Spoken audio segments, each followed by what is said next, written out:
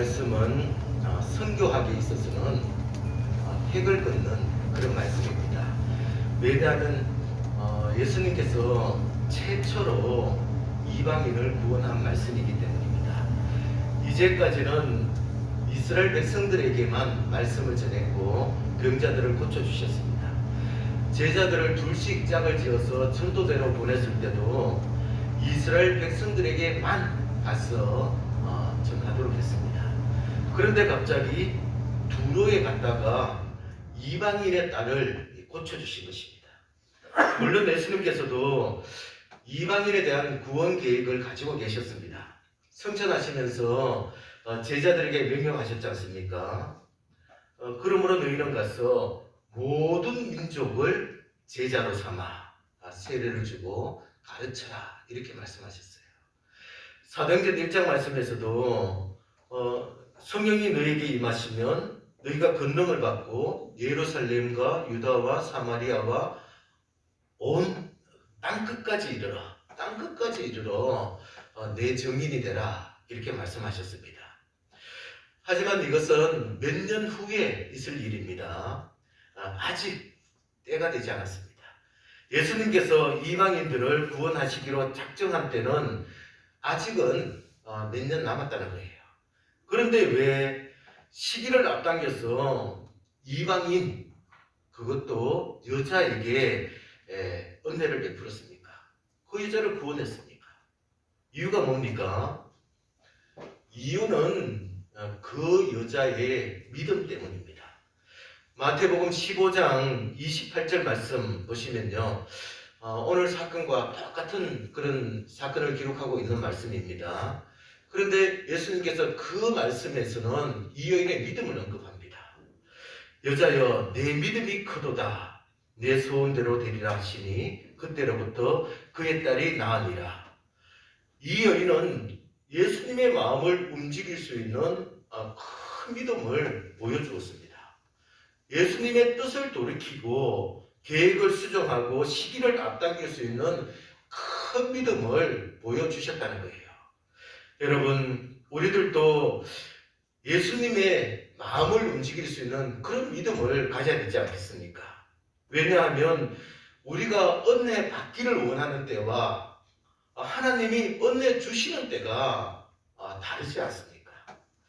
우리가 원하는 때와 하나님이 주시는 때가 다르기 때문에 당연히 우리는 하나님의 때를 기다려야 되는데, 기다리기 위해서는 사실 인내가 필요하지 않습니까?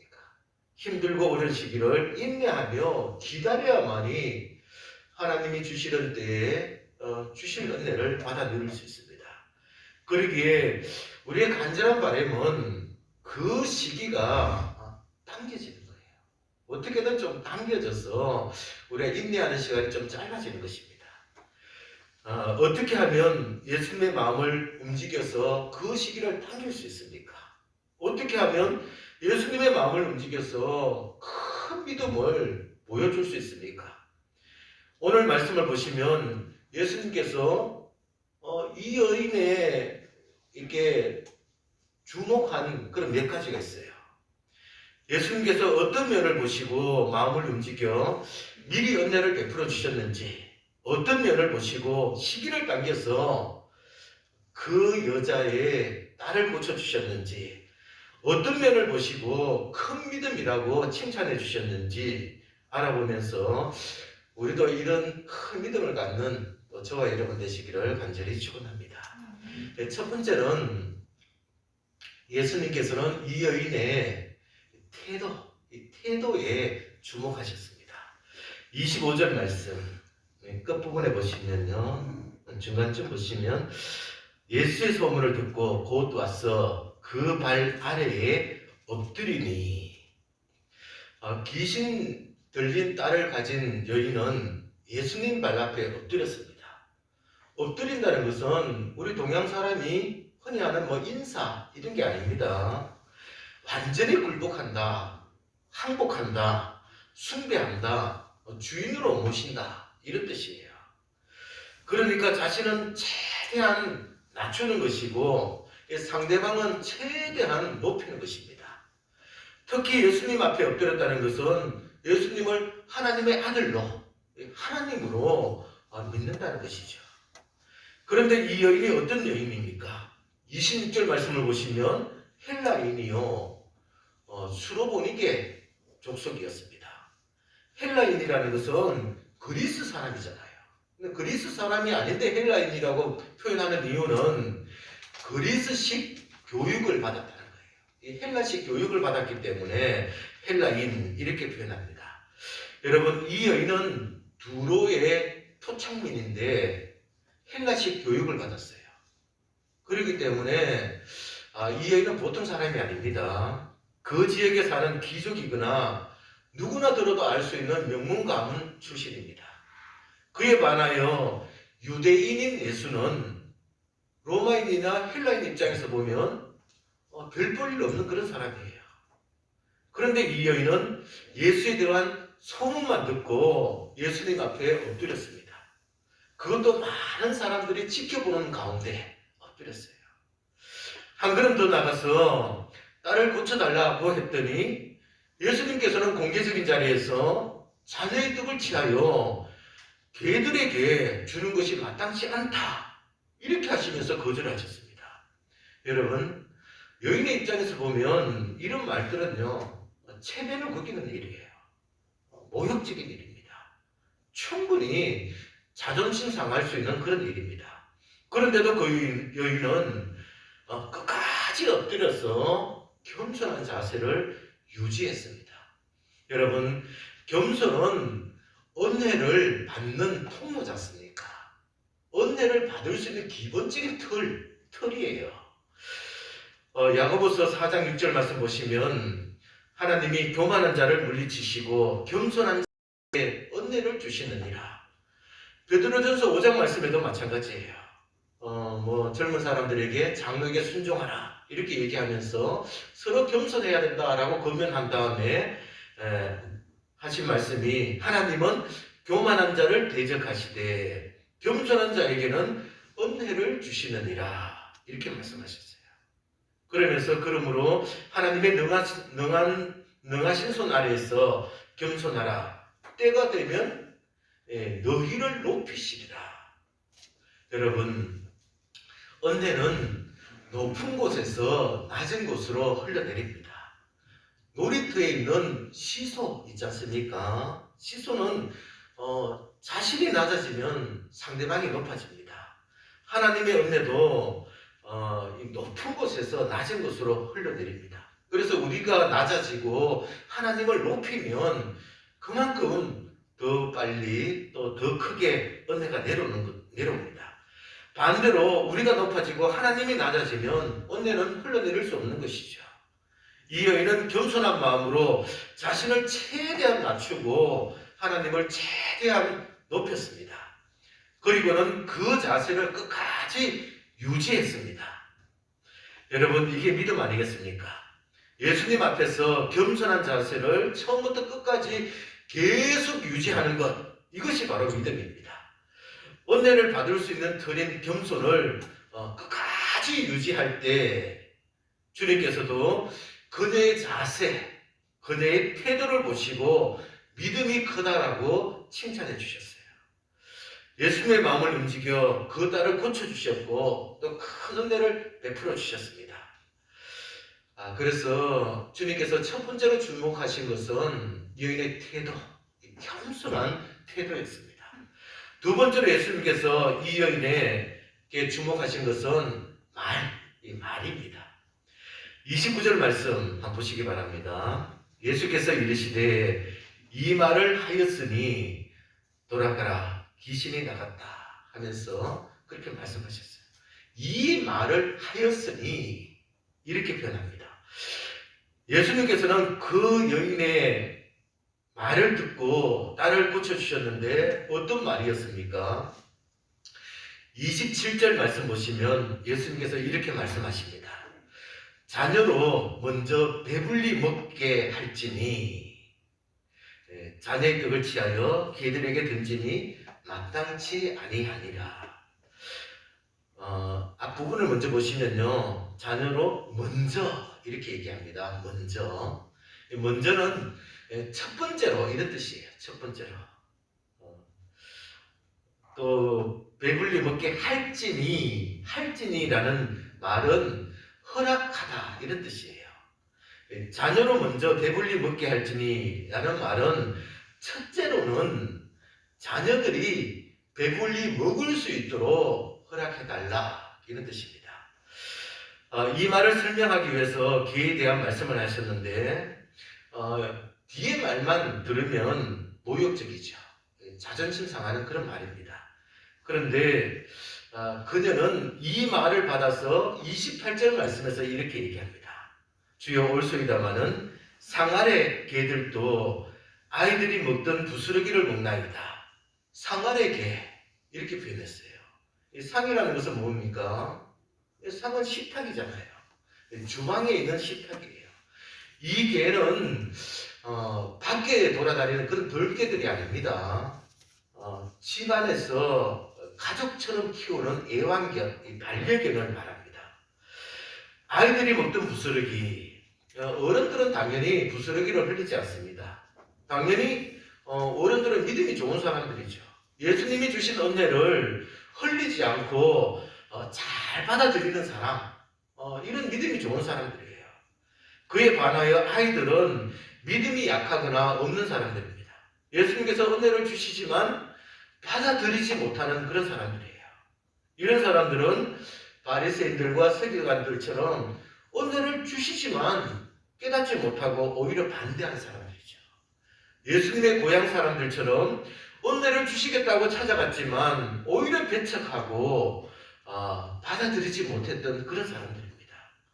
이 여인은 이런 사람들이 흘린 은혜라도 이런 사람들이 받아먹지 못한 그 은혜라도 좀 달라라고 했습니다.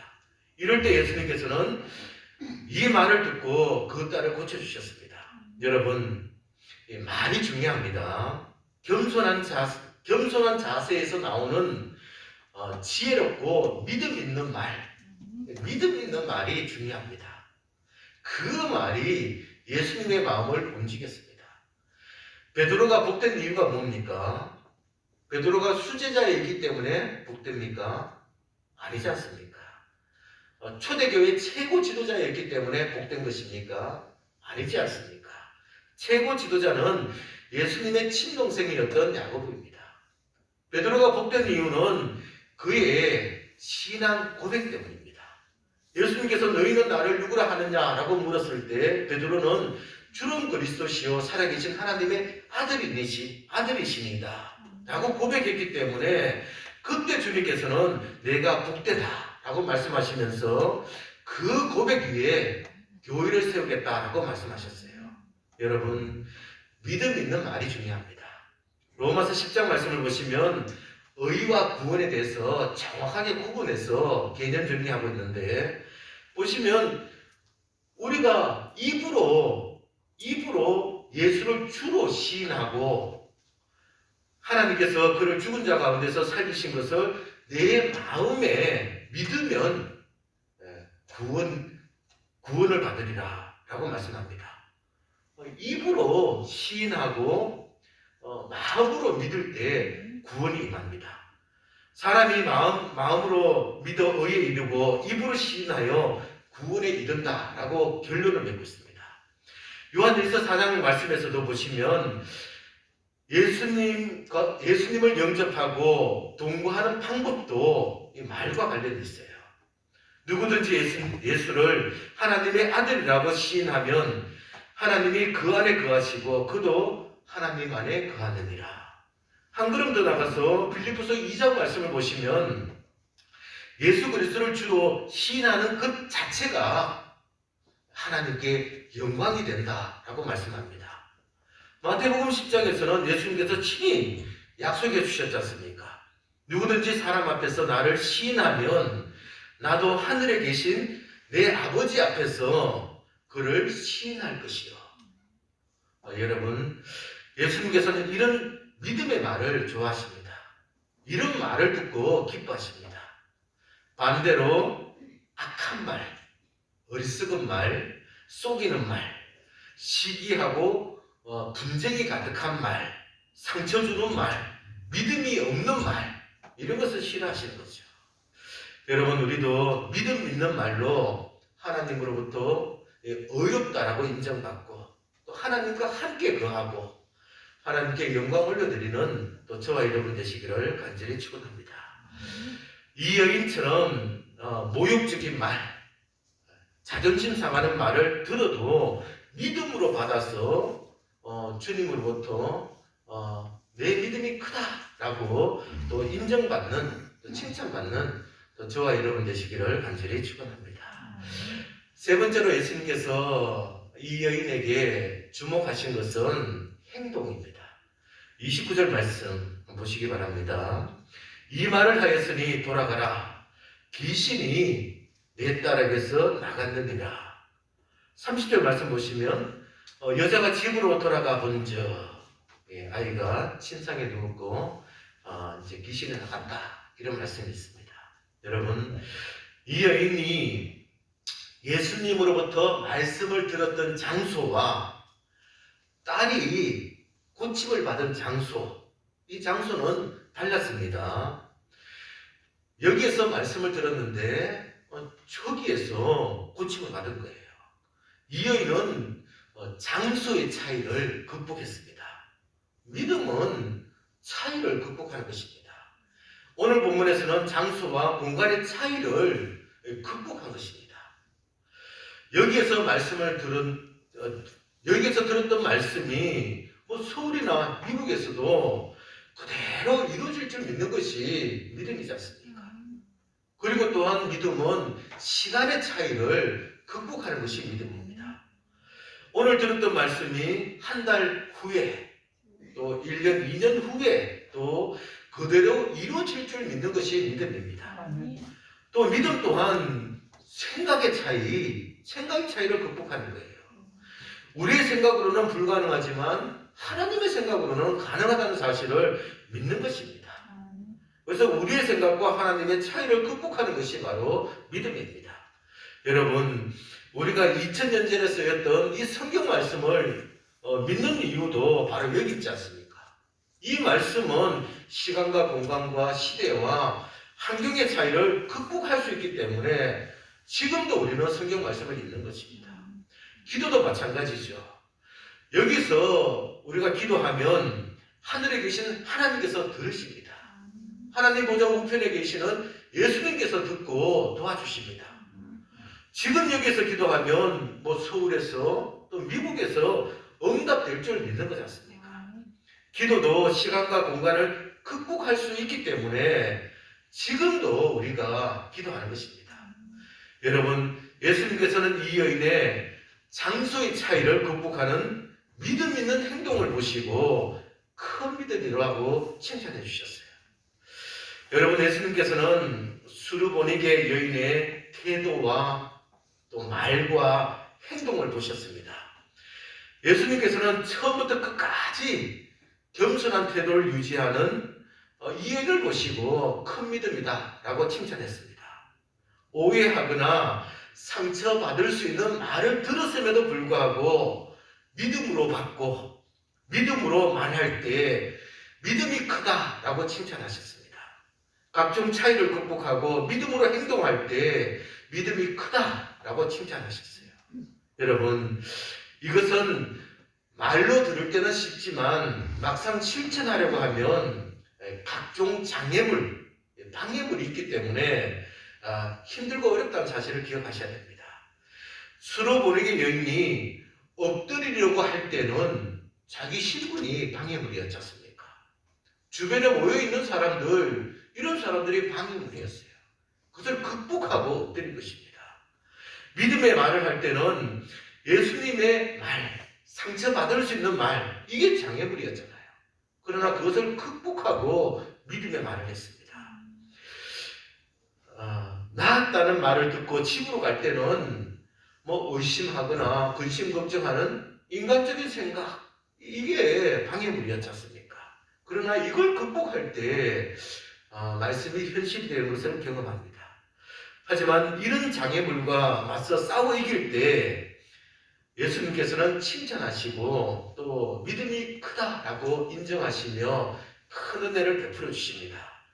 여러분, 우리도 믿음으로 살다가 만난 장애물이 있다면 더 겸손한 모습으로, 또 더 믿음의 말로, 더 믿음 있는 행동으로 나타내야 됩니다.